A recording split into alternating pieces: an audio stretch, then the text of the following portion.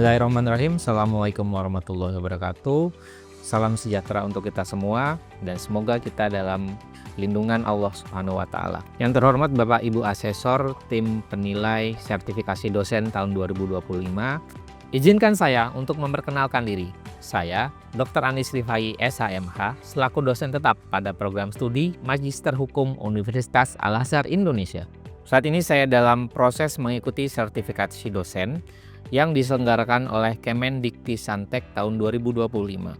Saya akan melakukan penyusunan dokumen penyataan diri dosen dalam unjuk kerja Tridharma Perguruan Tinggi.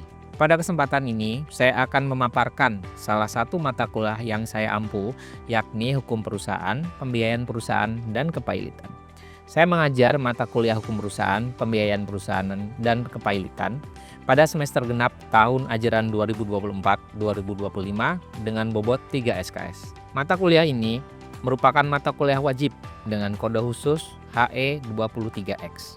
Adapun deskripsi mata kuliah Hukum Perusahaan, Pembiayaan Perusahaan, dan Kepailitan, yaitu mata kuliah ini akan membahas mengenai teori, aspek hukum, asas-asas, maupun studi kasus yang terkait dengan hukum perusahaan, pembiayaan perusahaan, dan kepailitan. Mahasiswa akan belajar bagaimana cara mendirikan perusahaan, organ-organ dalam perusahaan, proses RUPS, sumber-sumber pembiayaan perusahaan, perbedaan bangkrut dan pailit, serta perbedaan proses PKPU dan kepailitan.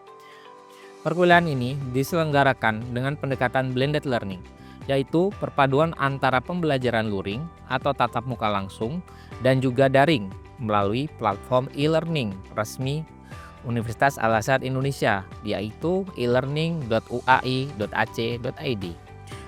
Dalam website tersebut, mahasiswa dapat mengakses materi perkuliahan, mengunduh RUPS, serta mengunggah tugas secara online. Sementara diskusi interaktif, studi kasus, dan presentasi akan dilaksanakan secara langsung di kelas. Metode pembelajaran yang saya terapkan dalam perkuliahan bersifat aktif, partisipasi aktif, dan berbasis pada pengalaman nyata. Di antaranya adalah ceramah interaktif untuk membangun pemahaman konseptual mahasiswa terhadap teori hukum perusahaan dan kepailitan. Diskusi kelompok yang dilakukan di dalam kelas diharapkan dapat mendukung kolaborasi mahasiswa dalam menyelesaikan studi kasus nyata. Project based learning, di mana mahasiswa memecahkan masalah berdasarkan putusan pengadilan terkait perkara kepailitan sebagai bentuk aplikasi praktis dari materi yang telah dipelajari. Untuk capaian pembelajaran lulusan, diantaranya meliputi menguasai hukum perusahaan, pembiayaan perusahaan, dan kepailitan, mengembangkannya secara teoritis dan praktis, mampu menganalisa pemikiran logis, kritis, sistematis, dan kreatif mengenai konsep hukum perusahaan, pembiayaan perusahaan, dan kepailitan. Untuk capaian pembelajaran pada mata kuliah ini yang diharapkan antara lain, mahasiswa mampu menjelaskan, mengembangkan hukum perusahaan, pembiayaan perusahaan, dan kepailitan, serta memecahkannya berbagai solusi terhadap permasalahan hukum yang relevan.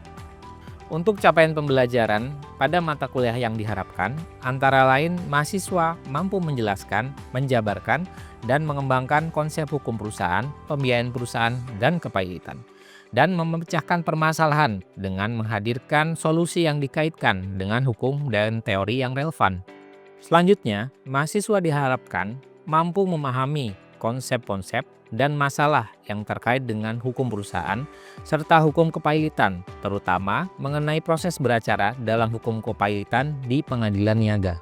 Untuk media pembelajaran pada mata kuliah hukum perusahaan, pembiayaan perusahaan, dan kepailitan meliputi satu modul atau RPS yang dapat diunduh melalui e-learning Universitas Al-Azhar Indonesia.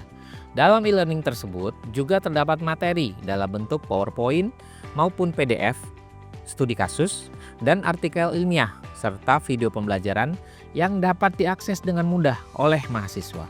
Adapun materi mata kuliah hukum perusahaan, pembiayaan perusahaan, dan kepailitan meliputi 1. Pengantar hukum perusahaan, 2. Badan usaha yang tidak berbadan hukum, 3. Pendirian dan anggaran dasar perseroan, 4. Aksi korporasi perusahaan berupa penggabungan, pengambil alihan, dan peleburan perusahaan, 5. Modal dan saham perseroan terbatas, ke-6. Organ perseroan, 7. aspek-aspek hukum merger, konsolidasi, akuisisi, dan pemisahan perseroan. 8. Good corporate governance dan corporate social responsibility. 9. Pengantar materi perkuliahan hukum kepailitan dan sejarah perkembangan hukum kepailitan di Indonesia. 10. Dasar hukum, pengertian, dan tujuan hukum kepailitan. 11. Asas-asas, syarat-syarat, dan prosedur dalam permohonan pailit dan PKPU. 12. Akibat terhadap penyataan putusan pailit. 13. Masalah perdamaian dalam kepailitan dan PKPU. Penilaian dalam mata kuliah hukum perusahaan, pembiayaan perusahaan, dan kepailitan ini mencakup 4 komponen utama. Yang pertama adalah presensi atau kehadiran serta keaktifan dalam kelas, baik secara verbal maupun diskusi dengan bobot 10%, tugas mahasiswa berbobot 30%, lalu kemudian ujian tengah semester 30%, serta yang terakhir adalah ujian akhir semester dengan bobot 30%. Penilaian tersebut dilakukan secara objektif berdasarkan indikator seperti ketepatan dan penguasaan materi, partisipasi aktif, serta kemampuan analisis terhadap studi kasus yang diberikan. Saya menggunakan rubrik penilaian yang jelas dan terukur, dan hasil evaluasi yang saya sampaikan kembali kepada mahasiswa sebagai bagian dari proses umpan balik untuk meningkatkan kualitas pembelajaran. Dalam pendekatan ini, saya berkomitmen untuk menciptakan pembelajaran yang berpusat pada mahasiswa sekaligus menyiapkan lulusan yang mampu berpikir kritis, adaptif terhadap perubahan, serta siap menghadapi tantangan dunia kerja yang seringkali bersinggungan dengan masalah perusahaan dan kepailitan yang semakin dinamis dan berkembang. Demikianlah yang dapat saya sampaikan, dan untuk tahap berikutnya, mari kita simak video pembelajaran mata kuliah hukum perusahaan, pembiayaan perusahaan, dan kepailitan sebagai berikut.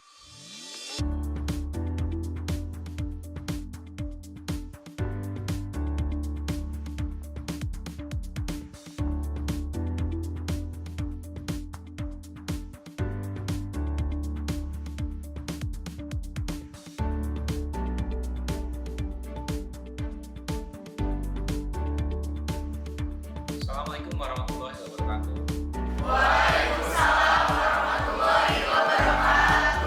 Alhamdulillah kita hari ini bertemu lagi dalam mata kuliah hukum perusahaan, pembiayaan perusahaan, dan kepailitan. Bagaimana kabar mahasiswa semuanya?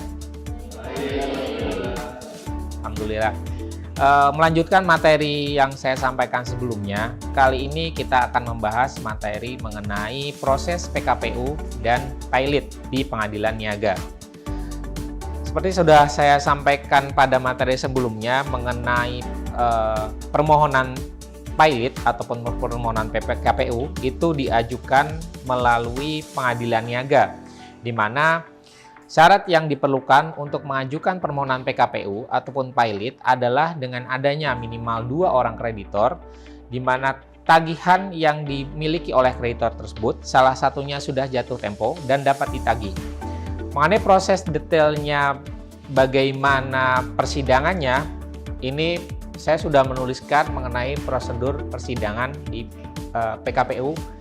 Pada intinya ada permohonan PKPU yang diajukan oleh pemohon, kemudian pihak termohon yakni kreditor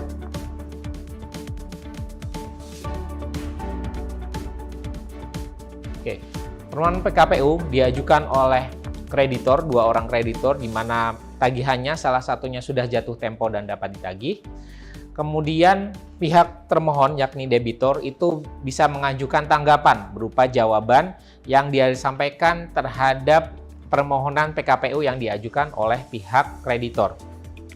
Kemudian ada replik berupa tanggapan pemohon terhadap jawaban yang diajukan oleh termohon.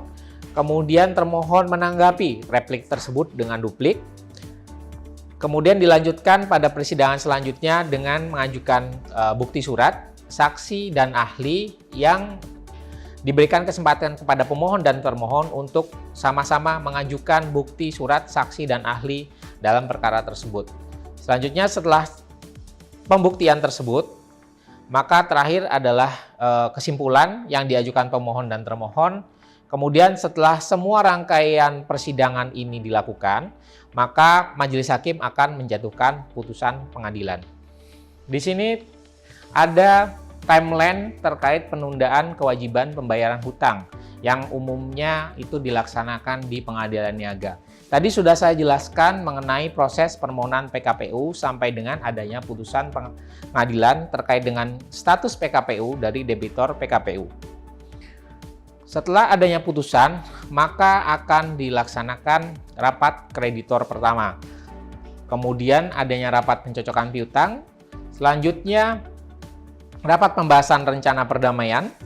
Kemudian rapat pemungutan suara atau voting, rapat permusyawaratan majelis, dan hasil akhirnya berupa homologasi ataupun pilot.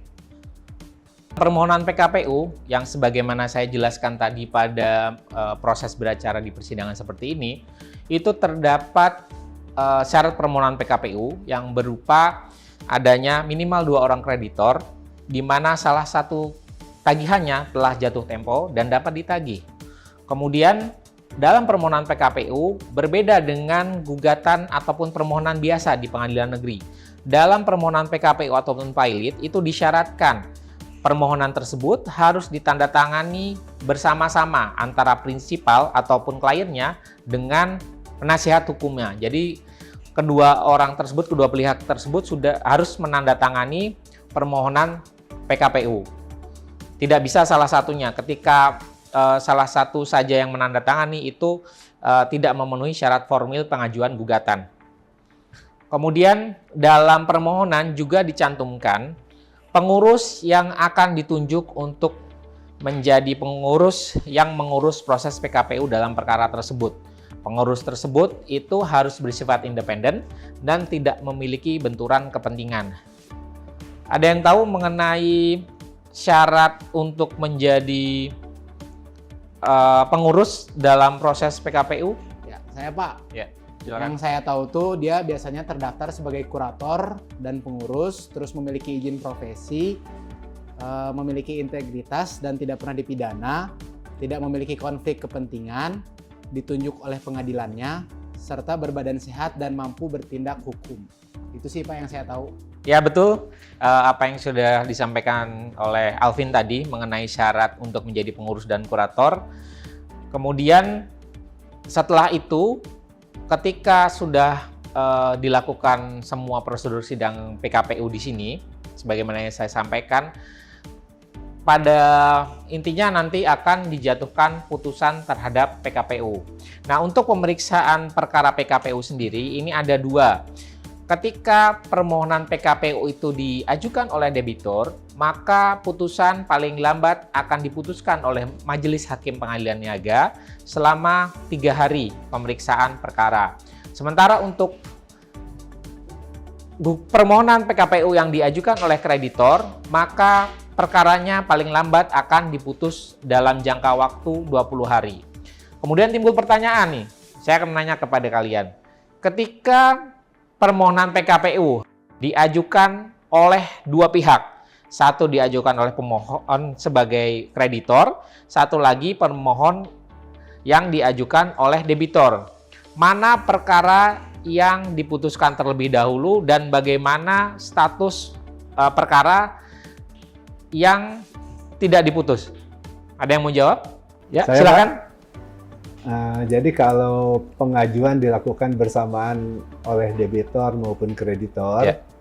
kalau menurut saya ini logika ya. Jadi karena diputusnya lebih cepat 3 hari, berarti debitor dulu, permohonan debitor yang diputuskan terlebih dahulu. Oke. Sementara permohonan kreditor otomatis akan gugur karena sudah diputus untuk yang permohonan debitor. Selanjutnya dalam rapat kreditor pertama itu nanti pengurus memperkenalkan diri bahwa berdasarkan putusan pengadilan niaga dia ditunjuk sebagai pengurus yang melakukan pengurusan terhadap proses PKPU debitor PKPU. Kemudian pengurus biasanya meminta kepada debitor PKPU untuk memberikan dokumen-dokumen yang terkait dengan proses PKPU. Dokumennya antara lain jumlah piutang yang dimiliki oleh debitor PKPU, jumlah utang yang dimiliki, kemudian ada berapa rekening yang dimiliki, apakah ada tagihan pajak yang tertunggak, tagihan misalkan karyawan yang harus dibayar, segala macam terkait dengan piutang dan utang debitur PKPU, semua diminta datanya oleh pengurus untuk nanti mempermudah kinerja pengurus dalam melakukan pengurusan terkait dengan proses PKPU ini. Setelah melakukan rapat kreditor pertama, maka kreditor diberikan kesempatan untuk mengajukan tagihan kepada pengurus. Nantinya tagihan tersebut itu berisi mengenai pembuktian bahwa mereka memiliki hubungan hukum dengan debitur PKPU. Bukti yang mereka memiliki hubungan hukum biasanya ada perjanjian, ada bukti kwitansi, ada bukti transfer, yang hal tersebut dipergunakan untuk membuktikan kepada pengurus bahwa memang kreditor ini memiliki tagihan yang bisa ditagihkan terhadap debitur PKPU. Kemudian setelah tim pengurus itu menerima seluruh tagihan dari kreditor PKPU, tagihan tersebut akan diverifikasi mengenai jumlahnya. Jumlah di sini ada hutang pokok, ada bunga, ada denda. Mana tagihan yang datanya itu sama dengan yang dimiliki oleh debitur PKPU, mana data yang tidak sesuai dengan tagihan yang dimiliki oleh debitur PKPU. Semuanya nanti disampaikan kepada pengurus dan pengurus nantinya akan membuat daftar tagihan sementara. Baik, setelah melakukan verifikasi terhadap tagihan, maka nantinya pengurus membuat daftar piutang sementara seperti ini. Isinya berisi identitas dari kreditor, jumlah tagihannya baik itu berupa tagihan pokok, bunga, dan denda, dengan menjumlahkan juga subtotal dari tagihan yang diajukan tersebut. Gitu. Nah, tagihan ini dijadikan oleh pengurus sebagai landasan untuk nantinya ketika proses PKPU itu berakhir dengan homologasi, maka ini yang dijadikan patokan pengurus untuk melakukan pembayaran terhadap tagihan-tagihan yang dimiliki oleh pihak kreditor. Nah, ketika proposal perdamaian itu disahkan menjadi putusan homologasi, maka ini adalah contoh putusan homologasi. Di sana yang pertama menyatakan sah dan mengikat secara hukum proposal perdamaian yang sudah disepakati oleh para kreditor, kemudian menghukum debitur dan para kreditor untuk menaati putusan homologasi tersebut, kemudian menyatakan penundaan kewajiban pembayaran hutang terhadap debitur itu menjadi berakhir, lalu kemudian menghukum debitur dengan biaya perkara sejumlah sebagai berikut. Nah, dengan adanya putusan homologasi ini, maka putusan homologasi ini mengikat seluruh kreditor yang memiliki hutang terhadap debitur. Nah, ketika misalkan mereka merasa tidak puas terhadap putusan homologasi tersebut, ketika mereka mengajukan gugatan misalkan ke Pengadilan Negeri Gugatan Lawan Prestasi, maka gugatan lawan prestasi tersebut itu demi hukum gugur karena seluruh kreditor terikat dengan putusan homologasi ini. Gitu. Lalu timbul pertanyaan, apabila memang sudah terjadi pengesahan melalui putusan homologasi, bagaimana ketika debitur PKPU melakukan lawan prestasi terhadap putusan homologasi tersebut? Ada yang bisa jawab? Ya. Saya, Pak. Ya, silakan. Mengajukan pembatalan homologasi dengan tujuan agar debitur menjadi debitur pahit. Ya, betul sekali. Jadi upaya hukum yang bisa dilakukan terhadap debitur yang melakukan lawan prestasi terhadap putusan homologasi adalah dia bisa mengajukan kreditor ini mengajukan pembatalan terhadap putusan homologasi yang nantinya status hukum terhadap debitur PKPU tersebut itu akan berubah menjadi debitor pilot ketika permohonan pembatalan putusan homologasi tersebut itu dikabulkan oleh majelis hakim.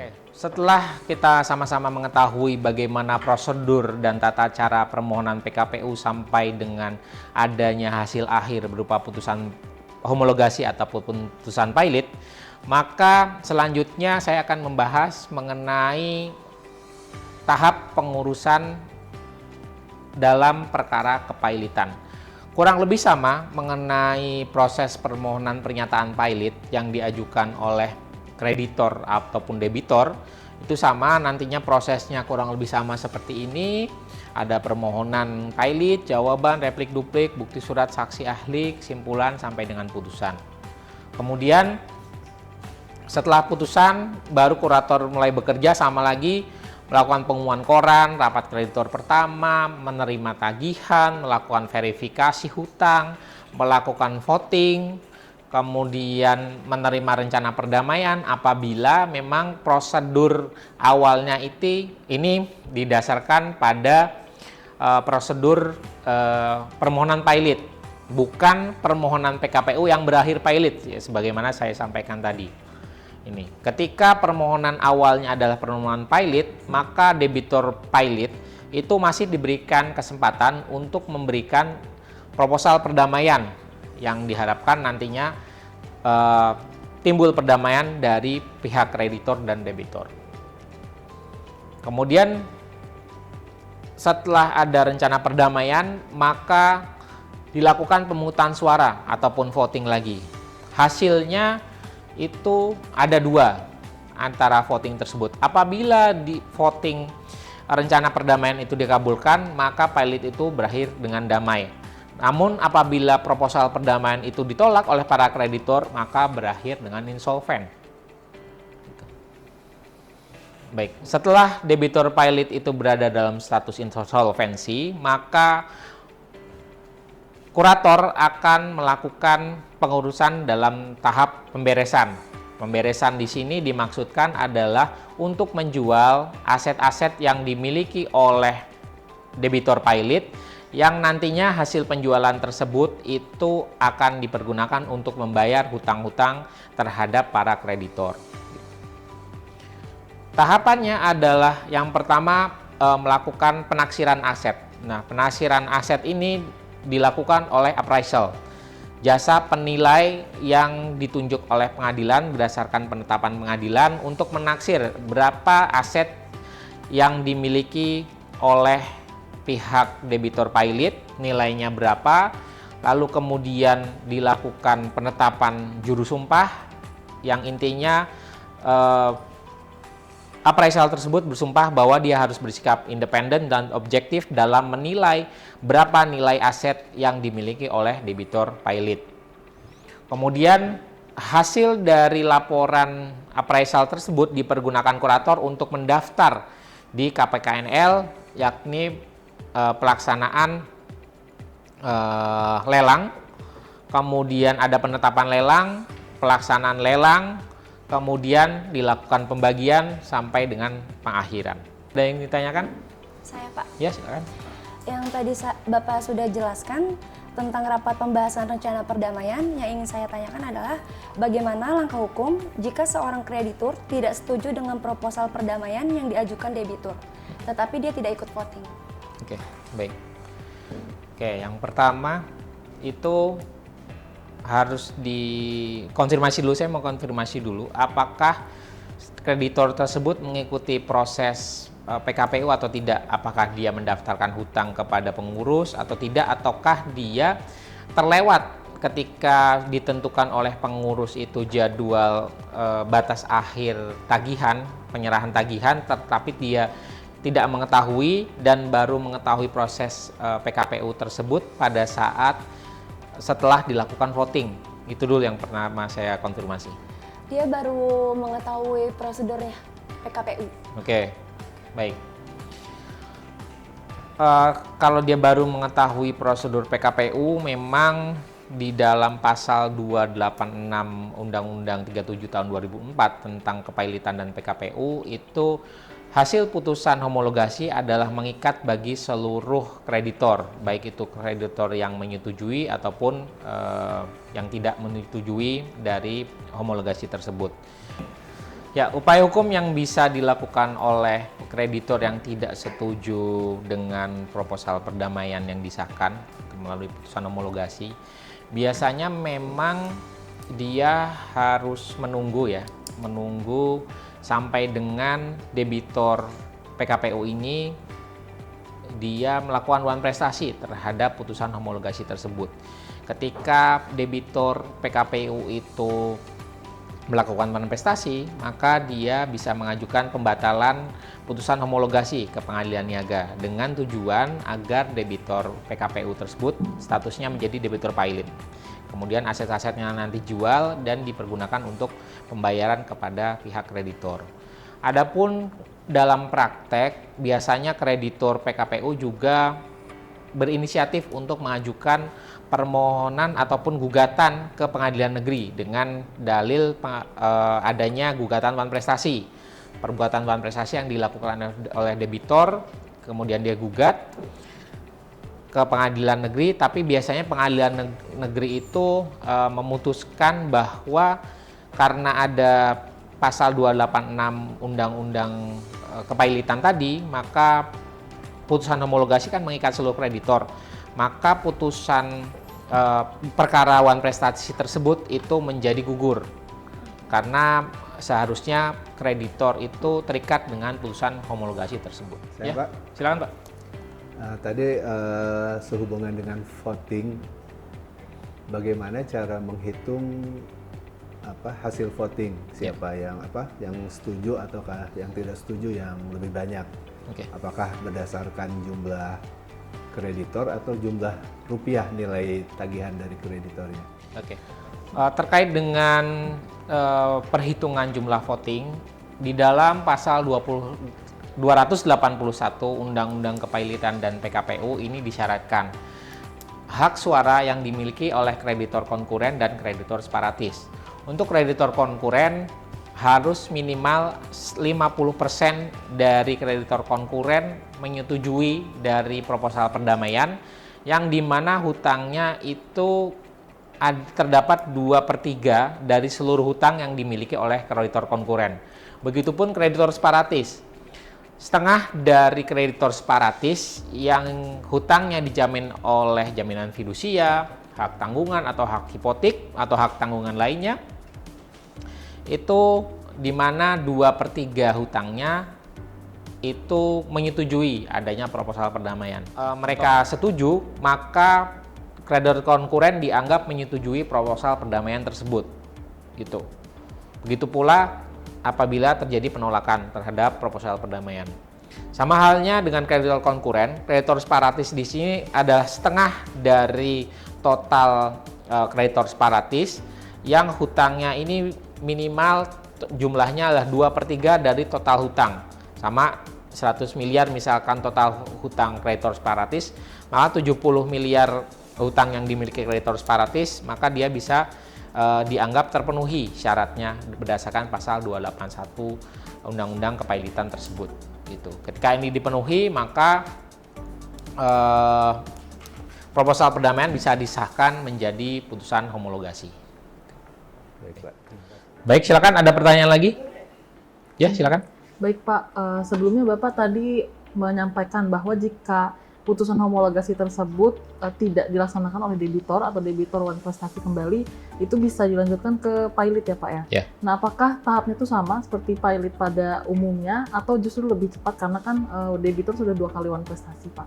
Oke. Terima kasih Pak.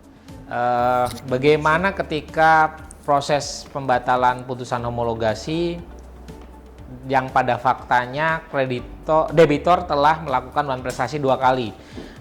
Wan prestasi terhadap perkara PKPU dan wan prestasi terhadap putusan homologasi. Nah, dalam hal ini permohonan pembatalan putusan homologasi tersebut sama prosesnya, sama seperti permohonan pernyataan pilot ke pengadilan. Ada permohonan, jawaban, replik, duplik, bukti surat, saksi, ahli, kalaupun ada, kesimpulan dan putusan. Untuk teknis persidangannya sama terkait dengan hal tersebut. Walaupun memang secara hukum dapat dibuktikan bahwa debitur telah berkali-kali melakukan peran prestasi, namun secara prosedur beracara di pengadilan itu masih sama. Tidak ada perubahan antara pemeriksaan pilot biasa ataupun pemeriksaan pilot yang didasarkan atas adanya wan prestasi terhadap putusan homologasi. Oke, baik. Apakah ada pertanyaan lagi yang ingin disampaikan? Ibu, Pak. Oke, baik, cukup ya. Baik, terima kasih atas kehadirannya hari ini. Semoga materi yang saya sampaikan itu kalian memahami dan mendapatkan manfaat dari perkuliahan hari ini. Kurang lebihnya mohon dimaafkan apa yang saya sampaikan hari ini. Saya tutup. Terima kasih. Assalamualaikum warahmatullahi wabarakatuh. Oke, terima kasih.